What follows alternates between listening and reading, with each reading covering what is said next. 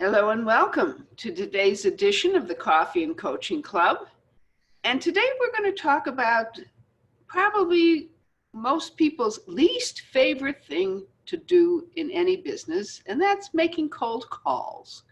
So I'm going to share with you some ideas and how to overcome cold feet when cold calling. I'm Marjorie Saulson, your communication confidence host and coach. And I'd like to introduce our program manager, Margaret, who will share with you how to put some questions to me during the course of sharing this information. Margaret? Hello, everyone. So at the bottom of your screen, if you hover at the bottom of your screen, you should have a Q&A box as one of your options. And if you would just click on that, you can type any question you have during the course of the presentation today into that, and we will make sure that your questions get addressed. Okay, very good. Thank you so much. So here we are. Oh my gosh. Does it ever feel like your phone weighs 1,000 pounds and you really don't want to pick it up? First of all, I invite you to examine your attitude about selling anyway. What is your opinion? How do you feel about it? Do you feel like it's pushy and annoying and offensive and manipulative and sleazy? Well, if you feel that way, why would you want to do it? Honest to goodness. And the other reality is it really places you in a kind of a one down position with potential clients and customers because you're asking for something. It doesn't feel good. Put you in a beggar kind of situation, and then you kind of get this result from people you call, which also doesn't feel so good. So I'm inviting you to try out what I call an 180-degree attitude adjustment that I think will be much more helpful when you think about connecting with people. Instead of selling being something that's for your benefit, it's really a service. When you are offering people the possibility, think about it, to purchase or invest in something that they want or they need, and something that's in their best interest. If you have something that's of value to other people and you're keeping it a secret, you're doing a tremendous disservice to the people who need what you have to offer. So when you are working with people and you share with them something they need, they're very happy. Everybody's happy. You're happy and they're happy. So here's the question. Why do we get such cold feet when it comes to making cold calls? Well, first of all, when you just are calling people out, a list of people, it's a waste of your time. You don't pre-qualify people. And then the timing always works against you because if the person actually does pick up the phone and answer you, it's always the wrong time for them. And if it isn't the wrong time, they can certainly use it as an excuse to say it's the wrong time. And it really puts you in a negative light. And going back to what I was saying before, it destroys your status as a business equal. You are an equal person in any negotiation. That's the stance you want to have. And it makes getting a sale much harder. And really, it feels kind of rude to call people and interrupt them in the middle of whatever. So the other thing, of course, is that it's a big waste of your precious time. Time is something we can never get back again. So cold calling is a big waste of time very often, besides being very discouraging, which is why we don't want to do it. So what's the solution to all of these issues? Don't make cold calls. What? I thought that was necessary to be successful in business. Don't make cold calls. What in the world is this woman talking about? My suggestion is you warm up the connection first before you pick up the phone. How do you do that? You do it with effective self-marketing. And the first technique is when you meet people at meetings. You have a chance there to create calls that are this is the easiest way to warm up people to a call when you meet them in person. So you meet them at various situations, whether it's networking or in other places, and you get the cards of the people with whom it's important to connect. This is a really true statement. I want you to take it to heart. The person with the card is the only one who controls the follow-up. Have you ever heard people say, oh, give me your card, I'll give you a call? Right, sure. When a certain part down below freezes over, you'll hear from this person.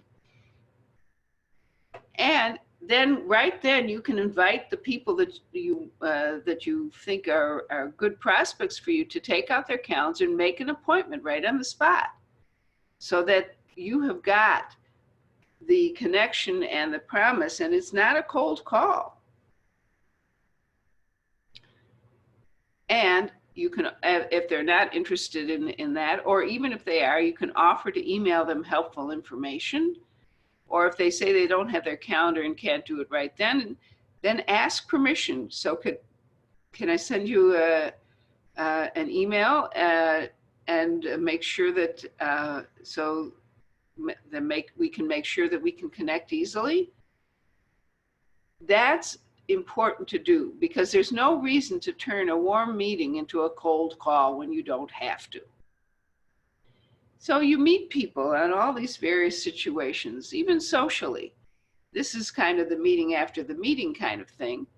But you meet people in all kinds of places, and it's not simply official networking meetings where you may meet people who can conceivably be interested in what you offer. So be sure to get their information. And by the way, seeing a lot of people don't bring their own business cards along, it's a good idea to have a pen and a little notebook or some 3x5 cards where you can jot down that information. Or you can say, let me just put your number right in my phone, and that way I won't lose it. That's even more effective.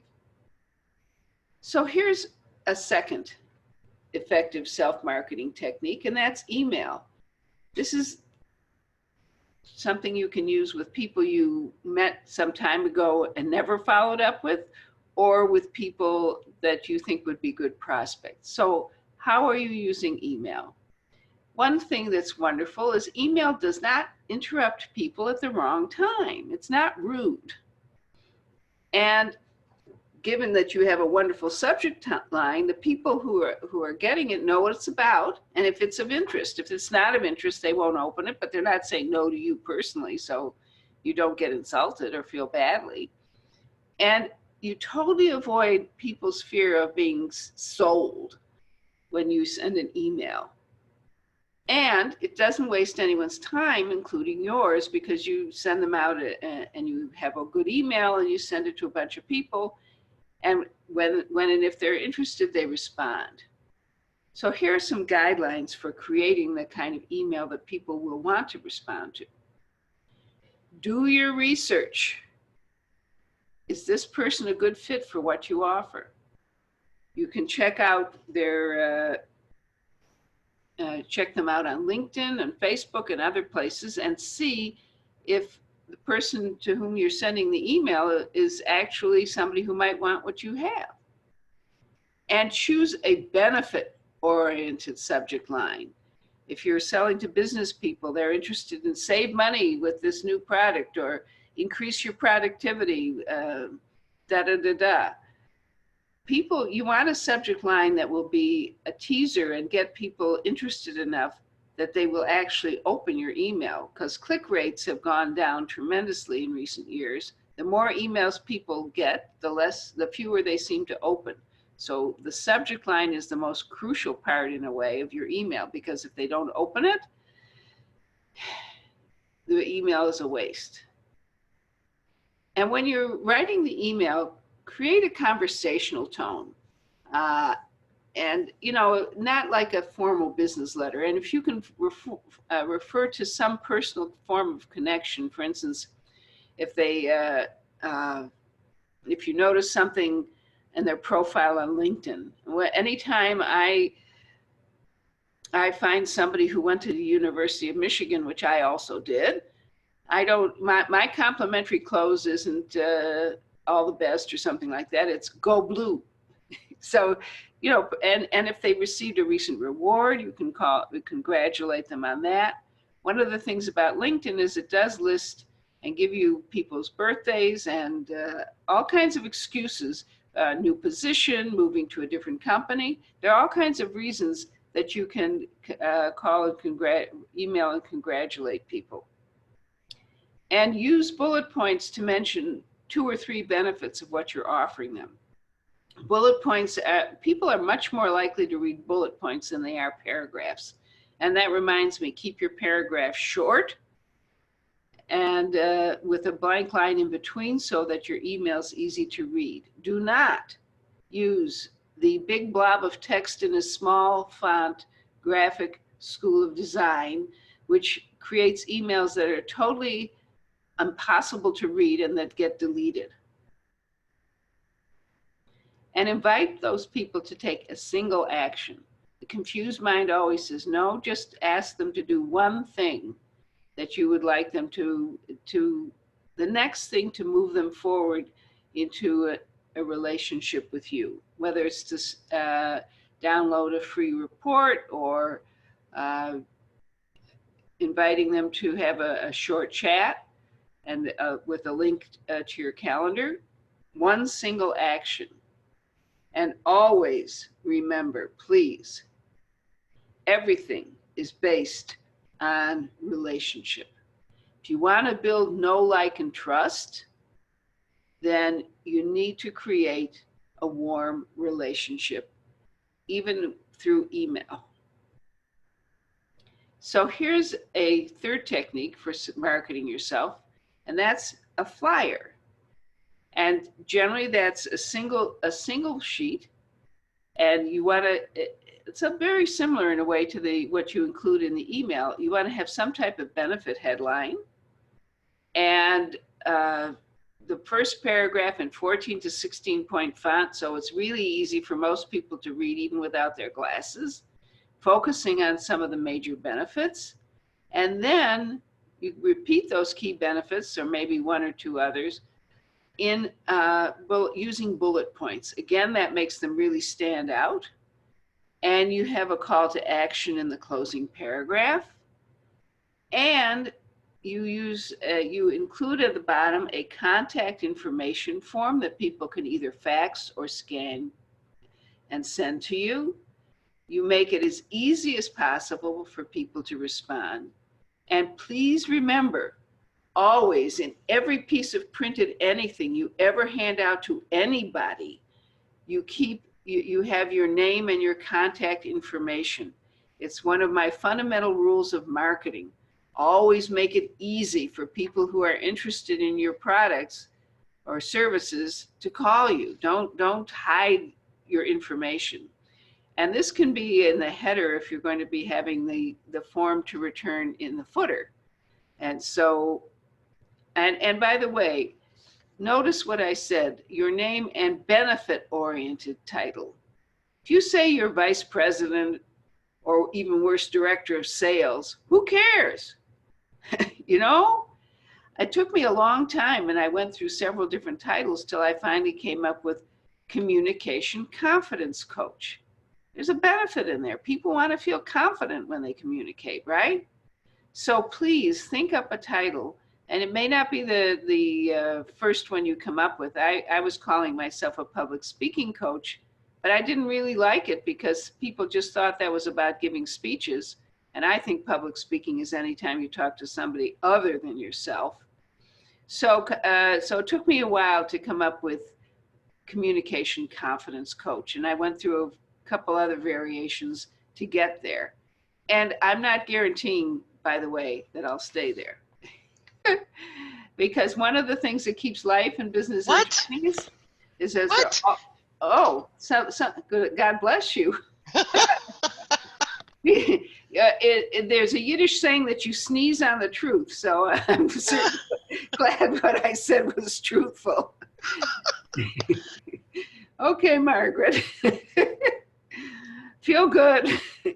So, moving right along, here's another technique that you can use, and that's the warm call. Because when you do finally talk to people, it should be friendly and warm.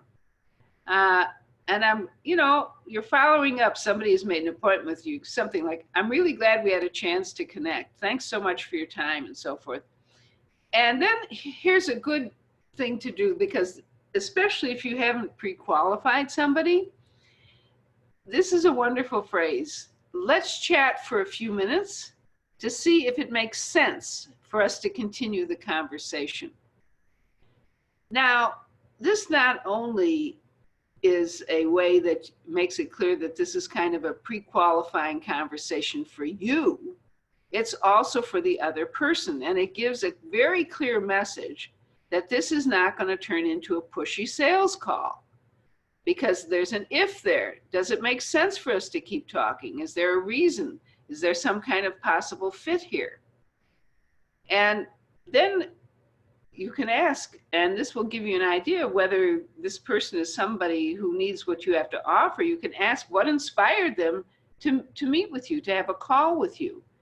And they can, whatever they tell you is kind of the surface reason why they did.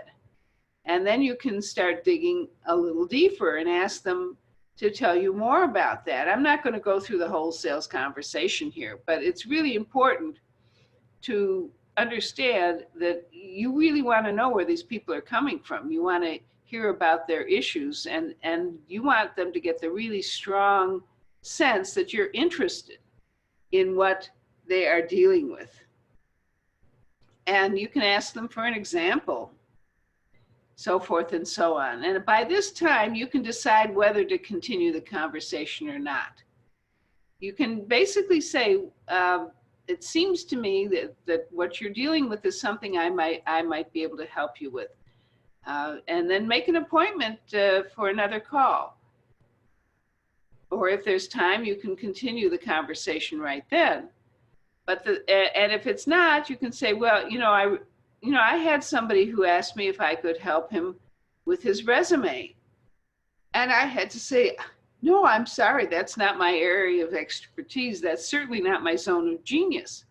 So this way you are respecting both your own time and the time of the other person.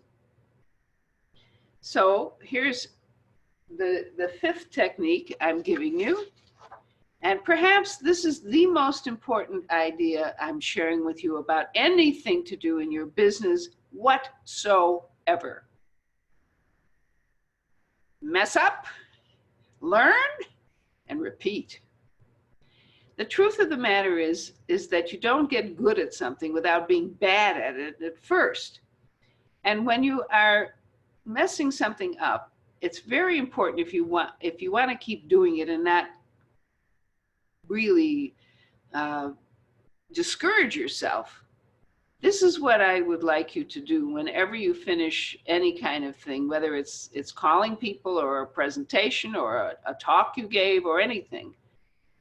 Always, always, always, always ask yourself what went right, not what went wrong. When you start asking what went wrong, you start beating yourself up, and we're all our own worst critics. Ask yourself what went right. What really resonated? What do I want to keep going forward? And then after you've done that and given yourself, kudos and acknowledged yourself even for trying to do it when you were kind of scared to do it in the first place, then you take a look and say, what areas, what needs to be tweaked? Where do I need to make things better? And that enables you to really keep building on success upon success upon success. Because when you repeat it, you will have incorporated what you figured out from the last time. And so you keep refining and refining and refining. It reminds me of something that Dale Carnegie said about giving speeches. And his book, How to Make Friends and Influence People, is actually the best-selling book in the world after the Bible. Excuse me. Now it's me who's coughing on the truth. One moment, please, while I grab some water. And this quote is about giving speeches. He says there are 3 speeches for every speech you give. The speech you plan to give, the speech you give, and the speech you wish you had given.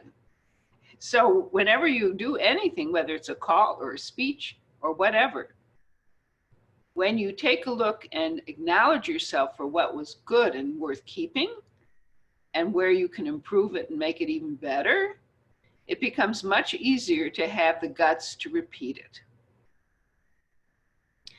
So I have a couple of invitations for you. First of all, I'd love to invite you to join me at our next Coffee and Coaching Club meeting. And this is really a vital relationship issue. Communicate as a leader, not as a boss. Now, you might think, well, maybe I'm not in a leadership position. I mean, you know, whatever. But I bet you take a leadership position in a lot of things. You're sitting with your significant other and discussing where to go for dinner. No, let's go Chinese. No, we went Chinese last week. I want to go someplace else. I mean, every relationship, personal or business, has somebody who needs really to take a role of getting things moving. But when you start bossing people around, well, everybody's terrible 2-year-old comes out, nah, I'm not going to do that. Or basically, you just don't function as well in teams when the person who's ahead of the team is bossy. Nobody likes to be bossed around, and they don't generally like bossy people. So how can you communicate as a leader in any situation, in a team situation, in a personal situation, running your business, getting people to help you and work with you? This is crucial. And I'd love for you to take advantage of my complimentary communication confidence assessment. And you can find that at vibrantvocalpower.com, my website, /CCA for communication confidence assessment. And my little lure for that is that once a month I will choose somebody from the people who take the assessment to receive a copy of my #1 bestseller book on Amazon. And you know what? I need to add the icon to this. Empowering business owners to overcome speaking fears, whether you're talking with one person or 1,000. And I'm very proud to say that it became an international bestseller. So that's at vibrantvocalpower.com /CCA. And Margaret, I know you're there because you were coughing before. I wasn't coughing. I was saying, what? Not sure we can withstand another title change, Marjorie, but okay. Okay. So here's a comment. You could almost feel the deep sigh that came with this one. I love that you don't get good without being bad at first. Thank you for that. Okay. And you know what? I think that's a big part of the whole picking up the phone thing is fear of doing badly. And it seems like if we can embrace doing badly, then we will get good. Yes. Well, the thing is, it's really important, and I cannot emphasize enough the importance of acknowledging everything good that you do. Because if you don't take the time to do that, you might lose it. I mean, you've created some of what you do is worth keeping. And if you don't take the time right out of the bat to take a look at what felt comfortable, what really worked for me, if you don't do that, you could lose it. And it's very discouraging to think, oh gosh, that stunk. I was terrible. I can't believe it. And go into a whole negative rant against yourself. That is a sure way to discourage you from trying again. So I think on all levels, first, because you don't want to lose the good stuff. And second of all, because you don't want to discourage yourself so much that you don't try again and you give up. So always start out any kind of evaluation with evaluating what went well and is worth keeping. It's like the old Ben Franklin story, right? Now I found 1,200 ways it didn't work. Um, you know, And that's take, no, that's Thomas Edison. You're thinking of the light bulb? right. Yes, yes, yes. Well, they're both, important guys. Right, with weird hair. Yep. So should the emails I send as warm-ups be sales oriented? The thing that you want to accomplish in those emails is simply to share that you have a product that has some benefits that might be of use to them. And then the single action that you invite them to take is if to have a short chat with you to see if what you're offering can be of service to them, or you can offer them some type of report or something. But the thing is that right off the bat, uh, that's not how I like to do it. However, there is something known as A/B testing. You can send the same email to a whole bunch of people that's just totally benefit oriented and inviting them to get a call from you or to whatever, or set up a call.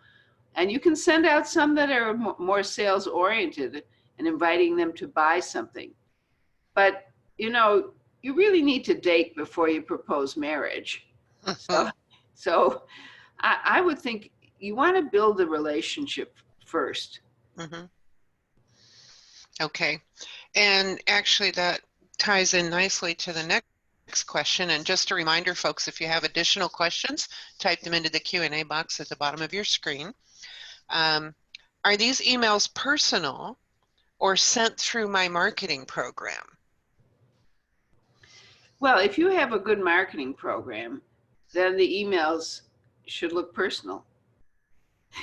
Well, they should look personal, but I do think that people, when you talk about if they've recently gotten an award, if you can see in LinkedIn that they've changed jobs, those are emails you're going to send straight out of your own personal email, right? Well, Margaret, by the way, is not only my program manager, but my executive assistant and a real guru on email. So you answer the question. So, yeah, you're absolutely right. If you have a good email program, your email should sound personal. But if there's something special about someone that you want to call out, then you might want to send that just from your own email client. But So, the thing is that use the same return address as your yes. emails that come from your email system, so that people, whenever they get an email, they know you're the same person. Exactly. I can't tell you how many times I've gotten emails from people where the email address is a bunch of gobbledygook on behalf of somebody I might know. It's, yeah, you can tell those are sent from a system, and that's just not good. Okay. I think we are at the end. Oh, can I use LinkedIn messaging to warm up prospects I meet online? Absolutely, absolutely. The thing with LinkedIn is when somebody sends you a message or you send somebody a message, the thing is you and LinkedIn, there's this wonderful thing called notifications. And when you click on that, it tells you birthdays, it tells you when people get a new job, it tells you when they get a promotion, and it also, when you have stuff, when you're posting stuff, anybody who likes or responds to anything that you put on LinkedIn, that's a good reason to message them back and thank them for taking a look at or liking whatever it is you provided. And it's a good idea, if you want to build up people being interested in what you have to offer, to make sure that you post something of value at least once a week on LinkedIn. And that way, if that's where your your ideal audience is, publishing stuff and making sure that when you publish it that you use their taglines for the things that are about whatever it is about. You mean hashtags? Thank you. Thank you. Hashtags. It's good to Yep. have a techie on your side, is all I can say. Uh, that way, they've actually reached out to you when they are approving or liking or making some comments about something you've shared. And this is a wonderful place to repurpose articles. If you've written articles for your blog or other places, don't do it the same week. Evidently, LinkedIn doesn't like that. But, you know, a month or so later, you can copy that same article and maybe do a little editing and copy it right into LinkedIn. And I've gotten a number of responses to the articles that I've put on LinkedIn, and I find it a very positive way to start a conversation with somebody.